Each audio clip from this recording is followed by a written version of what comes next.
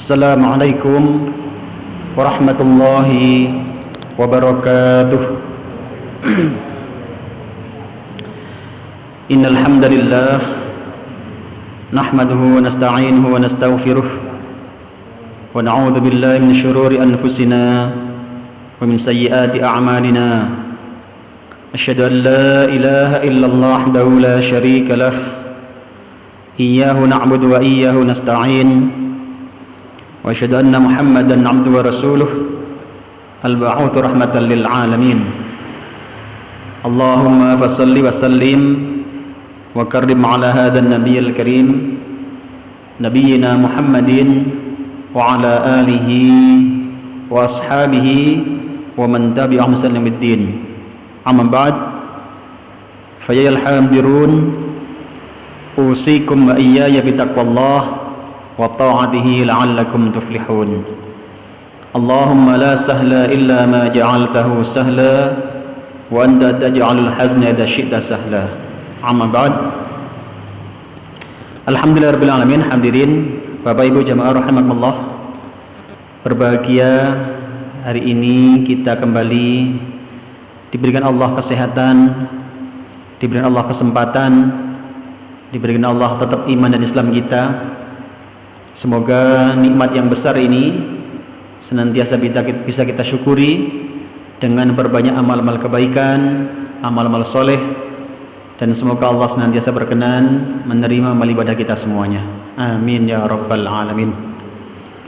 Hadirin rahimakumullah, malam hari ini kita akan melanjutkan kajian tentang kitab Arba'un Nawawi, satu kitab yang sudah tidak asing lagi di telinga kita barangkali.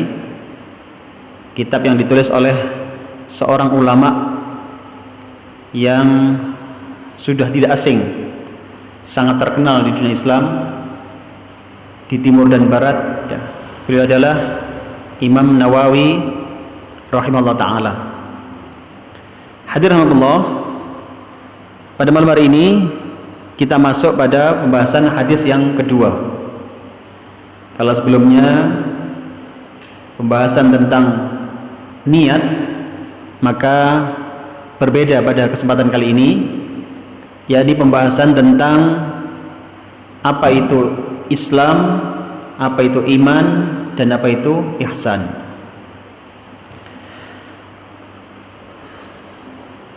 Bismillahirrahmanirrahim. An Umar radhiyallahu an, dari sahabat Umar radhiyallahu an, aidan qol, beliau berkata, bainama nahnu julusun inda Rasulillah sallallahu alaihi wasallam, ketika kami duduk-duduk bersama dengan baginda Rasulullah Muhammad sallallahu alaihi wasallam. Jadi suatu ketika sahabat ini sedang apa?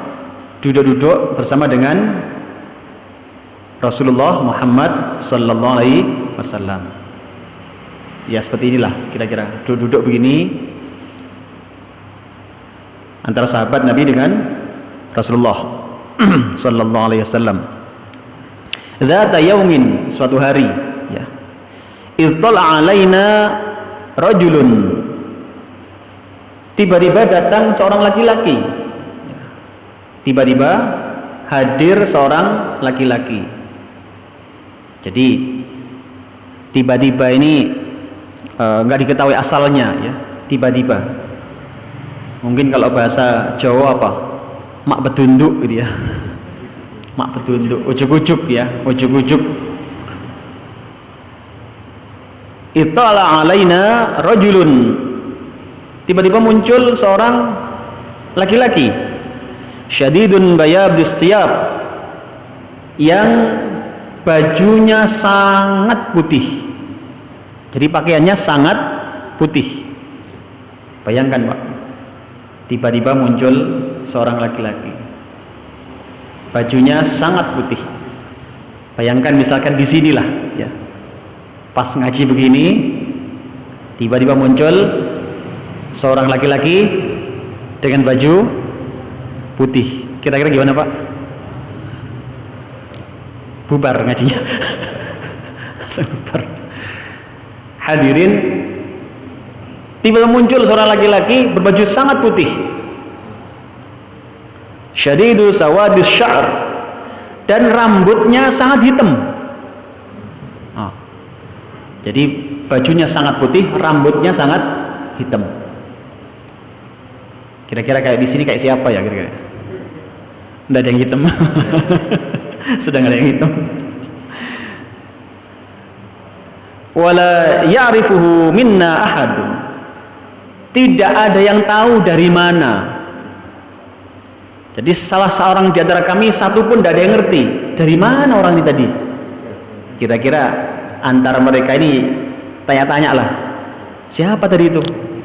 Tidak tahu siapa itu mang gitu. Tiba-tiba muncul.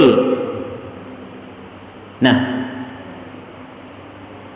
hatta jalasa ila nabiyyi sallallahu alaihi wasallam, kemudian sampai dia duduk dekat dengan Rasulullah Muhammad sallallahu alaihi wasallam. Fasnada rukbataihi ila rukbataihi. Hadirin, orang ini, orang yang baju putih rambut hitam ini tiba-tiba muncul di majelis Rasulullah tadi itu, dan dia tiba-tiba mendekat pada Rasul. Fasnada rukbataihi ila rukbataihi, menyambungkan, nempelkan lututnya dengan lutut Nabi. Coba kira-kira seperti apa nih? Kalau begini tiba-tiba datang orang mepet ke sini. Orang belum selesai kaget-kaget, tiba-tiba muncul laki-laki berbaju putih. Belum selesai kagetnya, dia mendekat pada Rasulullah. Kemudian dempetkan lututnya dengan lutut Rasulullah. Jadi hadap-hadapan gini Pak, sangat dekat beginilah kira-kira. Ya, tempelkan. Wa wada'a kaffaihi ala fakhidaihi. Yang lebih serem lagi, tangannya ini dipegangkan juga. Waduh, yang lain ini siapa dia ini? Belum selesai kagetnya, datangnya laki-laki yang nggak disangka-sangka ini, dia mendekat, sangat dekat pada Rasulullah. Belum selesai juga, tangannya juga pakai pegang-pegang juga. Astagfirullah. Artinya ini kan sangat akrab gitu ya, sampai berani megang ke kakinya ya. Rasulullah Muhammad SAW ini luar biasa. Siapa dia ini? Kemudian waqala ya Muhammad akhbirni 'anil Islam. Kemudian dia berkata, si orang ini, ya Muhammad. Sahabat semakin siapa dia? Dia nggak manggil ya Rasulullah. Padahal sahabat tidak ada yang berani manggil namanya, nggak berani. Memang hadirin, para sahabat Nabi itu mereka tahu anggah ungguh lah gitu ya bahasa kita ya. Dengan Rasulullah itu nggak berani ngambil namanya, nggak berani. Jadi panggil ya Rasulullah, ya Nabi Allah, nggak berani. Orang-orang kafir yang berani itu nggak gitu. Orang-orang kafir manggil, wahai Muhammad, panggil namanya begitu. Makanya ketika ini hadir, sahabatnya semakin terheran-heran, siapa dia ini?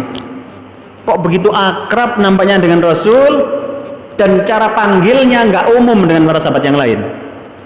Dia manggilnya ya Muhammad. Siapa dia ini? Dia mengatakan akhbirni 'anil Islam.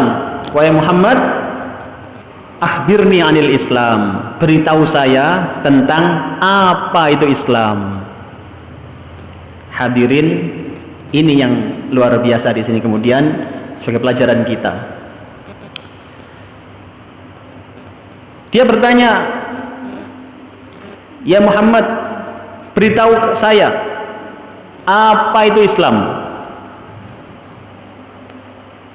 Faqala Rasulullah sallallahu alaihi wasallam, kemudian Rasul bersabda, menjawab pertanyaan si orang laki-laki ini.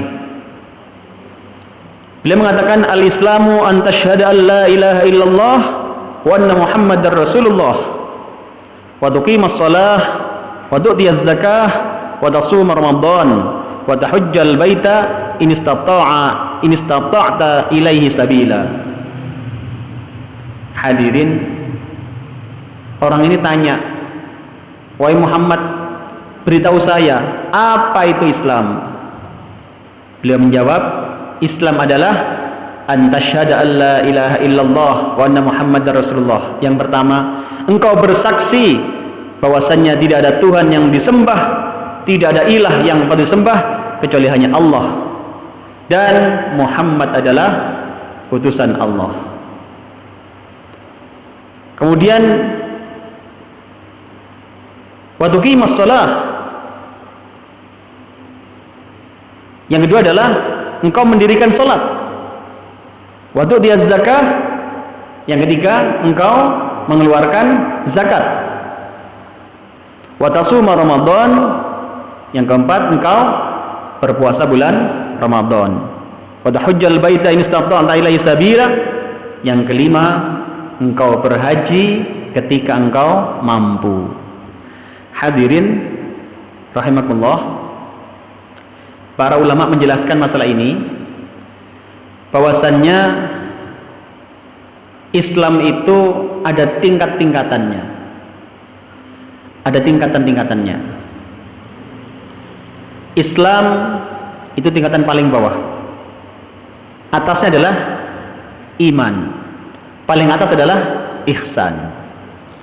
Islam, iman, ihsan. Islam ini rukunnya ada 5. Artinya kalau kita ini kepingin naik menjadi iman, apalagi ihsan, maka yang paling bawah harus beres dulu. Yang paling bawah harus beres dulu. Apa ini? Ada 5 rukunnya. Pertama apa? Syahadataini. Asyhadu an la ilaha illallah wa asyhadu anna Muhammadar Rasulullah. Bersaksi bahwasanya tidak Tuhan selain Allah dan Muhammad adalah utusan Allah. Hadirin rahimakumullah, mari kita cek di dalam rukun Islam ini kira-kira kita sudah selesai belum? Pertama, syahadat ini. Ketika bersyahadat, syahadat itu sebenarnya komponennya adalah kenal. Syahadat itu menjadi kurang sempurna ketika kita belum mengenal. Kita mengenal Allah, mengenal Rasulullah, baru syahadat ini akan semakin mantap. Kenapa? Karena syahadat adalah persaksian.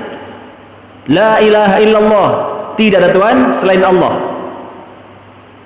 Maka bagaimana kita mantap menyaksikan la ilaha illallah sedangkan kita belum mengenal Allah? Hadirin, sedikit kita cek diri kita masing-masing. Apakah kita sudah kenal dengan Allah ataukah belum? Coba, orang itu dianggap kenal itu minimal tahu namanya. Betul Pak? Kenal minimal tahu namanya. Bapak sama ibu kenal, ya kan? Kenal istrinya, kenal suaminya. Ditanya sama orang, Bu, suaminya namanya siapa? Siapa ya? Gak kenal berarti jenengan. Artinya kalau kenal harus minimal tahu namanya, ya kan? Yang kedua, orang itu dianggap lebih dari sekedar kenal namanya, itu jenengan dianggap kenal jika jenengan juga tahu sifatnya. Ibu, suaminya sifatnya seperti apa? Kalau ibu tahu berarti kenal ibu. Kalau kita ditanya, Mas, istrinya sifatnya kayak apa? Apa ya? Nah, gak kenal berarti sampean. Dicurigai. Kok gak kenal? Kok bisa gak tahu? Kemudian lagi dianggap kenal itu kalau tahu apa yang disukainya. Kita dianggap kenal sama istri kita kalau tahu apa yang disukainya, ya kan? Mas Lukman tahu istrinya suka apa? Apa ya? Berarti belum kenal. Kok bisa nggak tahu itu kan? Kan begitu ya? Yang kemudian selain tahu apa yang disukainya, juga tahu apa yang tidak disukainya. Hadirin, mari kita ukur ini, gunakan ukuran sederhana ini untuk mengukur betapa kenal kita sama Allah. Pertama, tahu namanya. Sudahkah panjenengan pirsa asmane Gusti Allah? Tahu ya? Walillahil asmaul husna. Dan bagi Allah ada nama-nama yang luhur. Ada berapa? 99. Tahu namanya? Sudah hafal, Bu? Hafal yang depan tok. Ya Rahman ya Rahim, sudah selesai. Coba difahami, karena kita akan lebih mengenal Allah kalau kita kenal namanya. Kemudian kenal sifatnya. Matur nuwun. Sifatnya, Allah punya sifat-sifat. Kemudian kenal kesukaannya. Coba, apa kesukaan Allah? Halo? Apa? Yang Allah sukai apa sih kira-kira? Jemblem. Kok jemblem? Pasti bukan jemblem lah. Yang Allah sukai adalah yang Allah fardukan atas kita. Tidaklah apa yang lebih disukai oleh Allah illa maftaradaitum maftaradaitu ilaikum. Tidak ada yang lebih aku sukai, kata Allah, kecuali apa yang aku fardukan atas kalian. Artinya yang disukai Allah adalah apa yang diperintahkan Allah kepada kita. Jangan pengen disukai Allah, kerjakan yang difardukan Allah kepada kita. Apa contohnya? Sholat. Apa lagi? Puasa, zakat, baik sama orang tua, itu kan? Baik sama tetangga. Ngaku kepingin cinta sama Allah, kepingin dicintai Allah, tapi sama tetangga nggak nyopo. Halo? Ada Bu yang sedang nggak boloan sama tetangga? Ada badan? Datang nggak orangnya? Jangan sampai lah. Kenapa? Karena Allah ngutus kita berbaik hubungan dengan tetangga kita. Kemudian yang nggak disukai Allah itu apa yang dilarang oleh Allah dalam Al-Quran. Jangan berpecah belah. Contoh, Allah nggak suka berarti jangan pecah belah. Jangan ya ayyuhalladzina amanu, apa itu? Ya ayyuhalladzina amanu tanibu katsiran minadh-dhon. Wahai orang beriman, jauhilah atas kalian kebanyakan dari dhon. Apa dhon itu? Prasangka. Berarti Allah nggak suka kita prasangka. Inna ba'dadh-dhonni itsm. Sungguhnya sebagian besar dari dhon atau prasangka itu akan berbuah dosa. Nah kan, Allah nggak suka kita prasangka. Banyak lagi yang Allah nggak sukai, macam-macam. Artinya semakin kita kenal semakin bagus. Maka perlu dikaji terus hadirin, sehingga kita kenal dengan Allah Subhanahu wa ta'ala. Kemudian Rasulullah, kita juga perlu mengenal beliau. Semakin kenal akan semakin mantap syahadatnya. Kemudian sholat, syahadat, sholat. Sholat kita seperti apa? Kalau sholatnya sudah diperbaiki, tambah lagi. Yang wajib selesai, yang sunnah karena ini adalah pilar-pilar Islam. Kemudian apa? Puasa Ramadan. Zakat dulu. Zakat. Sudahkah kita selesai urusan zakat? Hadirin, zakat itu ada dua ya macamnya. Zakatul fitr, zakat fitri, dan zakatul mal. Harus selesai dulu ini. Kalau ingin naik derajatnya harus selesai dulu. Kenapa? Karena yang pilar-pilar awal ini, yang pokok-pokok harus selesai memang. Karena rukunnya. Jadi syahadatain, sholat, tadi zakat. Ya, ingat, zakat orang yang paling banyak tahu zakat fitrah. Zakat mal jarang-jarang tahu. Ya kan? Padahal zakat mal juga wajib.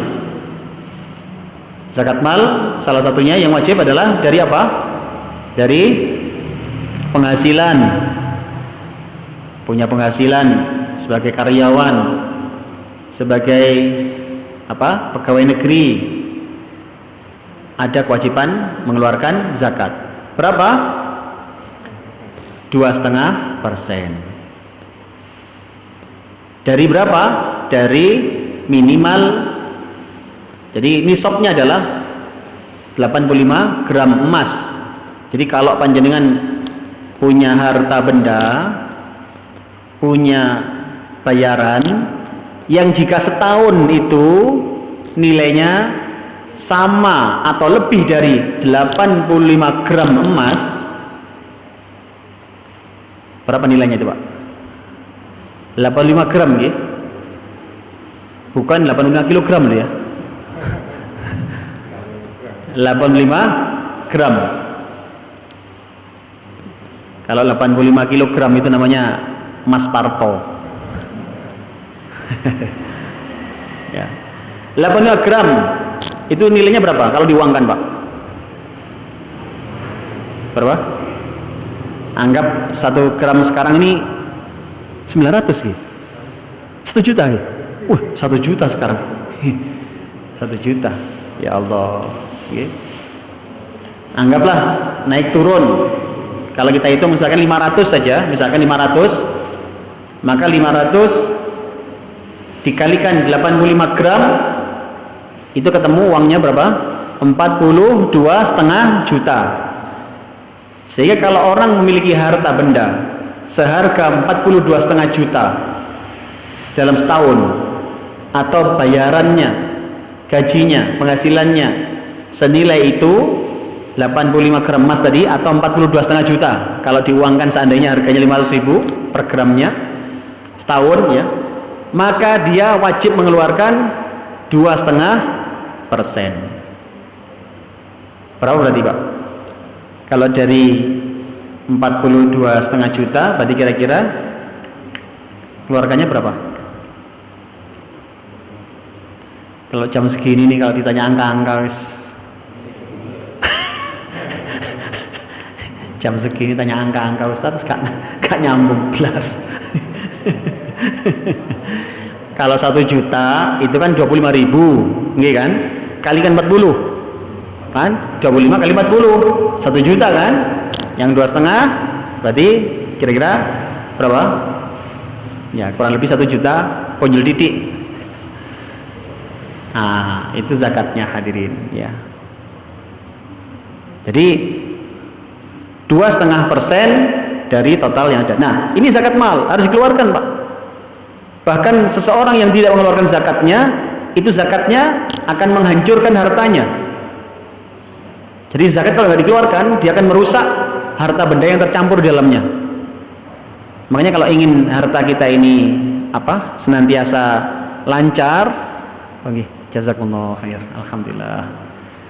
Semoga yang bersedekah diberikan balasan Allah Ta'ala, dilipat gandakan pahalanya, rizkinya barokah ya, dan putra putrinya juga putra-putri yang soleh solihah, dan diberikan apa? Husnul khotimah ya. Amin ya rabbal alamin.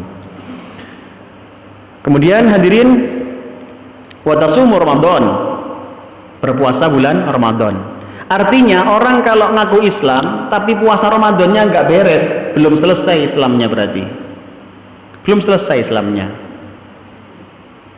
Sholatnya, zakatnya, puasanya. Mari kita beresi Pak. Kalau kita ingin selesai di tingkat paling bawah namanya Islam ini. Kemudian wa tahujjal baita in istata'ta ilaihi sabila, dan haji ketika mampu. Alhamdulillah yang sudah berhaji bersyukur, semoga bisa balik lagi ke sana insyaallah. Yang belum pernah ke sana semoga dimudahkan oleh Allah Ta'ala untuk tindak haji atau umroh. Amin ya rabbal alamin. Jadi 5 ini hadirin merupakan pilarnya, rukunnya. Orang dikatakan Islamnya beres kalau 5 ini beres. Nah gitu bahasanya gitu. Maka barang siapa yang ingin naik menjadi iman, lebih naik tingkatannya, maka 5 ini beres dulu. Kemudian orang ini tanya lagi, tanya tentang iman ya. Asalnya dia tanya Islam, kemudian orang ini komentar sodakta, dia mengatakan engkau benar. Hadirin, orang ini tadi kan tanya akhbirni anil Islam ya Rasul, Muhammad kita manggilnya ya, beritahu saya tentang Islam. Apa itu Islam? Setelah diberitahu Islam itu ada 5 tadi itu pilarnya, kemudian orang ini komentar, nyampaikan sodakta, engkau benar. Orang-orang semakin heran, orang ini takok-takok dewi dijawab benarkan juga, Anda benar. Ini kan berarti kan ya apa gitu. Tanya apa ngajari kan gitu kan ya. Hadirin, orang-orang semakin heran. Fa'ajibna lahu yas'aluhu wa yusaddiquhu. Kami heran pada orang ini. Kata siapa ini? Umar bin Khattab radhiyallahu an. Dia yang tanya, dia juga yang benarkan. Kayak ngetes gitu lah kira-kira. Loh ini tanya kok. Ya. Ya tanya, ya benarkan gitu. Dia berkata lagi, fakhbirni anil iman. Yang kedua, beritahu saya apa itu iman. Nah, tanya iman dia. Ini suara apa ini?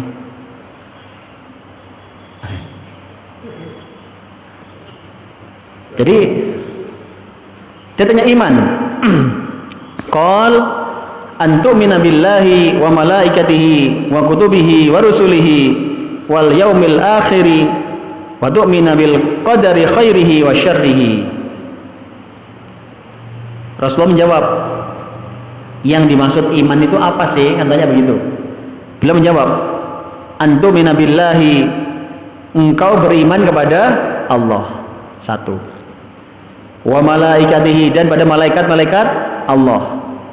Wa kutubihi, dan kitab-kitab Allah. Wa rusulihi, dan rasul-rasul Allah. Terus wal yaumil akhir, dan pada hari akhir. Yang keenam, wa tu'mina bil qadari khairihi wa syarrihi, dan dengan adanya takdir yang baik maupun yang buruk. Hadirin rahimakumullah, pertanyaan kedua ini tentang iman yang menurut para ulama adalah tingkatan lebih tinggi daripada Islam. Orang akan bisa tingkatan iman ini itu ketika Islamnya tadi beres. Lah iman itu sendiri apa? Ada 6 pilarnya tadi. Iman pada Allah, beriman pada malaikat Allah, pada kitab-kitab Allah, pada rasul-rasul Allah, pada hari kiamat, terus pada takdir baik maupun buruk, qada dan qadar. Hadirin rahimakumullah, mari kita cek diri kita. Oke, tadi Islamnya sudah beres insyaallah. Beres semua Islamnya, oke, insyaallah. Cek yang kedua ini imannya, coba. Sudahkah kita percaya dengan Allah? Insyaallah sudah. Buktinya jenengan hadir di sini, ditimbali adzan karena tahu itu panggilan dari Allah, berangkat ke masjid, ke musola untuk melaksanakan ibadah. Apakah kita percaya pada malaikat-malaikat Allah? Sudah percaya. Kita percaya akan adanya nanti malaikat Israel yang akan datang untuk mencabut nyawa kita. Makanya kita berusaha untuk mempersiapkan diri. Hadirin rahimakumullah, bicara tentang kematian, kematian itu datangnya bisa kapanpun. Bisa kapanpun. Makanya kita sangat mohon kepada Allah Ta'ala, semoga kapanpun Allah mengambil nyawa kita, semoga dalam keadaan husnul khotimah. Amin ya rabbal alamin. Kemudian percaya pada apa? Kitab-kitab Allah. Hadirin, Allah itu menurunkan kitab-kitabnya yang wajib kita imani, paling tidak ada 4 ya. Pertama adalah kitab Al-Quran, ya, Al-Quran. Ya. Apalagi yang ada? Kitab Zabur. Pada siapa? Nabi Daud. Kitab Taurat pada Nabi Musa. Kitab Injil pada Nabi Isa. 4 ya, sama Al-Quran. Ada perkataan 5, yakni dengan suhufnya Nabi Ibrahim alaihissalam. Nabi Ibrahim bukan berupa ketentuan yang lebih sederhana, jadi hanya suhuf saja. Hadirin Allah, ini kitab-kitab yang Allah pernah turunkan, yang pernah disampaikan oleh nabi-nabinya kepada umat-umatnya. Tetapi jenengan perlu tahu, ketika mempercayai adanya kitab-kitab ini, kepercayaannya adalah jenengan percaya ini dari Allah. Tetapi pelaksanaannya, ingat, aturan-aturan dari Allah ini yang dalam kitab-kitabnya ini sudah dibatasi masa berlakunya oleh kitab-kitab setelahnya. Saya beri gambaran begini hadirin. Kalau misalkan ada aturan di RT, aturan RT, iuran sampah 1 bulan 500 rupiah. Ketentuan itu ditandatangani oleh Pak RT tertanggal 1975. Ini tahun pinten? 75, kan?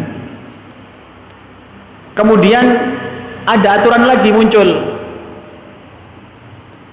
Beda angkanya, tidak 500 tapi jadi 5.000. Tertanggal Pak RT juga yang tertangan. Tertanggal tahun 2005. Kalau aturan ini dicecer, yang harus ditaati yang mana? Tahun 75 atau 2005? Tentu yang lebih baru. Kemudian muncul lagi ketentuan baru tahun 2015, iurannya 50.000. Tadi harus dibayar yang mana? 500, 5.000 atau 50.000? 50.000. Kenapa? Ketentuannya lebih baru. Maka kalau muncul lagi ketentuan tahun 2020 bulan 5 muncul angkanya menjadi 100.000, maka yang ditaati adalah yang 100.000. Hadirin, gambaran sederhana ini bisa kita gunakan ketika kita beriman kepada kitab-kitab Allah. Kitab-kitab ini beriringan, tidak bersamaan, beriringan. Dan ketika sudah muncul kitab yang setelahnya, maka yang sebelumnya sudah tidak perlu dijalankan, karena jenengan sudah ada ketentuan yang terbaru. Maka ketika Al-Quran sudah ada, maka sungguhnya yang terdahulu sudah habis masa berlakunya. Bisa dipahami, Bu? Halo? Bisa? Alhamdulillah. Kenapa? Karena ada orang yang menyalahartikan, Pak. Loh, umat Islam kan harusnya percaya pada kitab ini. Kenapa nggak jalankan juga? Campur aduk di sini, Bu. Kalau nggak paham. ya, campur aduk. Padahal sudah selesai masa berlakunya. Hadirin rahimakumullah, itu pada kitab-kitab Allah. Kemudian beriman kepada utusan-utusan Allah. Ingat, Allah itu mengutus para nabi-nabi, para rasul. Untuk apa? Untuk mengajari kita bagaimana berhubungan dengan Dia. Nun sewu hadirin, kita ini ada di muka bumi ini sesungguhnya ada dengan sendirinya atau diadakan? Halo? Bisa dipahami pertanyaan saya? Ayo, kita ini ada di sini sebagai manusia ini sesungguhnya itu ada dengan sendirinya atau diadakan? Diadakan ya? Batin karepe dhewe kan? Mermorenten karepe dhewe ndak. Diadakan. Siapa yang mengadakan? Allah Subhanahu wa ta'ala. Bahkan kalau kita misalkan kurang percaya dengan adanya Allah, dalam Al-Quran surat Waqiah yang mungkin sering kita baca dalam pertengahan bagian akhir itu, Allah menantang kita. Jika kita kurang percaya sama Allah, Allah menantang kita. Afara'aitum ma tumnun?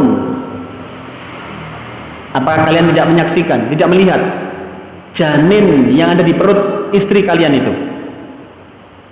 Aantum takhluqunahu am nahnul khaliqun? Siapa yang buat? Kami, Allah yang membuatnya atau kalian yang membuatnya? Halo? Bapak Ibu, anak-anak kita coba cek, itu sebenarnya buatan Allah atau buatan bapak ibunya? Siapa? Buatan Allah.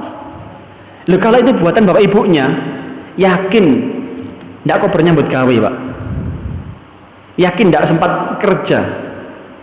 Enggak. Dapat 1 bulan suaminya mau kerja, loh Pak, jangan budal kerja sih Pak, iki wayahe noto mripat Pak. Nah sama tinggal kok mripate menceng sisi ya apa? Besok lagi mau berangkat kerja, jangan dulu Pak, iki wayahe gambar alis. Gak selesai. Tapi ternyata kita ada. Begitu juga anak-anak kita, maka begitu juga kita dulu dalam perut ibu-ibu kita. Hadirin rahimakumullah, maka kita bukan ciptaan orang tua kita, tapi kita adalah ciptaan Allah.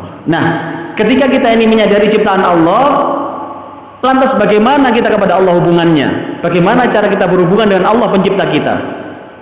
Itulah pentingnya Allah mengutus para nabi dan rasul ini mengajarkan kepada kita bagaimana kita berinteraksi dengan Allah Subhanahu wa ta'ala. Hadirin, bayangkan seandainya tidak ada nabi dan rasul, kemudian kita dipersilakan untuk mencari model sendiri-sendiri, ibadah tidak ada contohnya, semua berkreasi sendiri-sendiri, apa yang terjadi coba kira-kira? Ada yang kepingin berhubungan dengan Allah, lari ke atas gunung, teriak-teriak di sana. Ada yang kemudian kenapa? Karena rumahnya dekat dengan sungai, jegur sungai, selulup untuk mencari dekat dengan Allah. Ada yang mungkin ke tanah lapang, tidak karu-karuan. Maka adanya nabi dan rasul ini membuat semua bisa teratur, dicontohkan. Ibadah kepada Allah itu kayak begini loh, caranya begini loh, sehingga jadilah kita seperti saat ini. Hadirin Allah, percaya kepada nabi-nabi utusan Allah. Sama nisa nih, tereng ya, sekali lagi. Kemudian wal yaumil akhir, dan beriman kepada hari akhir. Hadirin Allah, hari akhir itu ada, dan Allah sudah mengabarkan kepada kita, di antaranya dalam surat Al-Hajj ayat 7. Allah berfirman, a'udzubillahi minasyaitonirrajim, wa annas sa'ata atiyatun la raiba fiha wa annallaha yab'atsu man fil qubur. Sadaqallahu adzim. Dan sungguh hari kiamat itu pasti datang, tidak ada keraguan padanya, dan sungguh Allah akan membangkitkan siapapun yang ada di dalam kubur. Hadirin rahimakumullah, sangat jelas sekali memang alam semesta ini akan bertemu dengan akhirnya. Hukum energi mengatakan kekekalan energi itu pada saatnya akan habis masanya ini dan akan berganti ke bentuk yang lain. Wallahu a'lam. Maka kemudian kita mempersiapkan diri, hadirin. Kalau kita beriman atas adanya hari akhir, tentu kita mempersiapkan diri. Kenapa? Karena saat masuk hari akhir, masuk kiamat, kita akan bertemu dengan hari akhirat. Di sana tempatnya dipertanggungjawabkan. Apa mempertanggungjawabkan amalan kita masing-masing. Faman ya'mal mithqala dzarratin khairan yarah. Barang siapa beramal baik sekecil biji dzarrah akan dibalas oleh Allah Ta'ala. Dan faman ya'mal mithqala dzarratin syarran yarah. Jika buruk juga akan dibalas oleh Allah walaupun sekecil biji dzarrah. Yang terakhir adalah beriman kepada takdir Allah. Hadirin, kita ini dibatasi oleh takdir. Kita bisa berusaha, kita wajib berusaha bahkan, tapi ingat kita juga dibatasi oleh ketentuan Allah. Ada saatnya kita harus tunduk pada ketentuan Allah. Maka kewajiban seorang mukmin adalah ketika takdir belum terjadi, berusahalah. Misalkan belum tahu jadi orang kaya apa miskin, belum tahu gajinya berapa, belum tahu, usaha saja yang maksimal. Tapi setelah terjadinya musibah, terjadinya takdir, maka kewajiban kita adalah bersabar. Belum selesai, belum terjadi usaha. Jika sudah terjadi, maka bersabar. Hadirin Allah, maka paling enggak dua ini kita semua mulai memahami. Tingkatan Islam, kemudian tingkatan iman. Ayo naikkan. Kenapa? Karena kalau ini tidak naik-naik, kelas kita sama sebenarnya, pancet gitu ya. Harus naikkan. Islamnya beresi, naikkan ke imannya. Kenapa? Karena ketika kelasnya naik, berarti kita semakin hari semakin naik derajat kita dalam pandangan Allah Subhanahu wa taala. Nanti kelas 3 adalah namanya ihsan. Insyaallah kita akan jelaskan di pertemuan yang akan datang insyaallah. Semoga manfaat apa kita bahas hari ini. Walakum minkum. Wassalamualaikum warahmatullahi wabarakatuh.